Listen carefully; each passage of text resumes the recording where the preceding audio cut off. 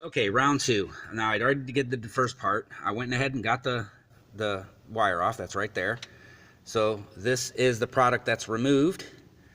I'm not sure what the part number is from the auto parts store, but you get the idea. So now we put it back in. Make sure you clear everything, including this wire right here. Push it down in so it'll be snug. And here you can either start screwing it back in, or you can do what I like to do and reconnect the wire so that it's done and out the way. And just make sure we have everything hooked up. Well, I may have to come back to that. So now I'm going to get my bolts, start screwing them in by hand. And you only want to finger tighten them for a second, because as soon as you start finger tightening them, then you can do what all hookups you need to. So we hook this wire back up, hook that wire back up, and it's already clicked in. Then you want to get your socket. Remember, it's a 10mm. Hand tighten it first. There, now there you can see it. Hand tighten, hand tighten, hand tighten. There. Now you get your ratchet. Make sure it's set on the tighten. Barely tighten it. Just snug fit it and maybe give it one good turn like that. And that takes care of that. And you press your little wire back down. Now at this point, what you can do is you can check to see if that solves your issue. 9 times out of 10 it will, because it solved mine with this side. Or what you can do is you can change them both at the same time and then run the risk of it not being the right way. But like I said, these are the same exact coils, so they fit on either side. I changed this one first, and that wound up being the culprit. So I went ahead and changed this one too, just to be safe.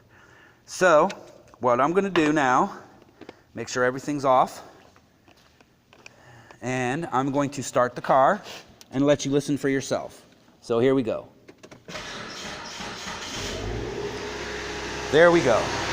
The car is now started.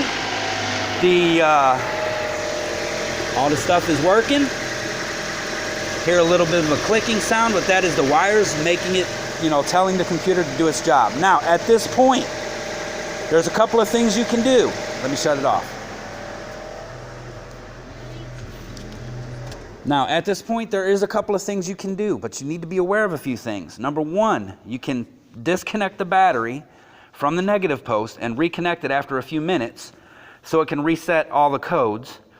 Or you can disconnect the battery while you're doing this and then hook it back up when you're done, and it'll do the same exact thing. What I like to do is I like to change the stuff first and then turn around, disconnect and reconnect the battery. My topper's over there with my tools.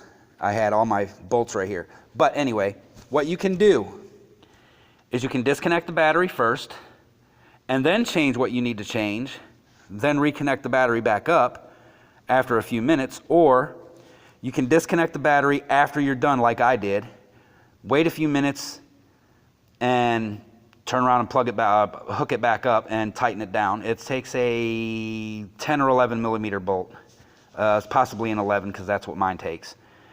And start your car up and hope that your service engine light doesn't come back on. So this is part 2, maybe part 3 of this video. Let me know what you think. If you like it, give it a thumbs up. I'm open to comments. I'll try and answer them as much as I can.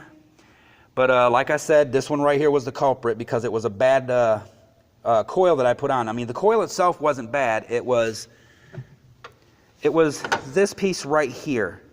This little circle piece came loose. And if it comes loose, chances are you're going to have to change the entire coil, because if you just change this, you may run the risk of it not working.